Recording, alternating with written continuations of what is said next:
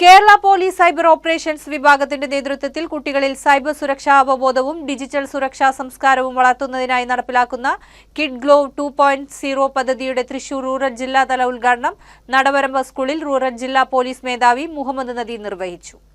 GMHSS നടവരമ്പ അധ്യാപിക പ്രീതി MK സ്വാഗതം ആശംസിച്ചു.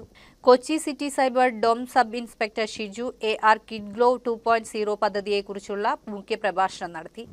ACPC കേഡറ്റുകൾക്കും മറ്റു വിദ്യാർത്ഥികൾക്കായി പ്രത്യേക സൈബർ സുരക്ഷാ ബോധവൽക്കരണ ക്ലാസ് എടുത്തു. തൃശൂർ റൂറൽ സൈബർ പോലീസ് സ്റ്റേഷനിലെ പോലീസ് ഉദ്യോഗസ്ഥരായ Sachin NA, Sreenath TP, Sudeep K, Lalu VK, DCRC കൗൺസിലർമാരായ മാർഗറ്റ്, വിനീത എന്നിവർ ക്ലാസിന് നേതൃത്വം നൽകി.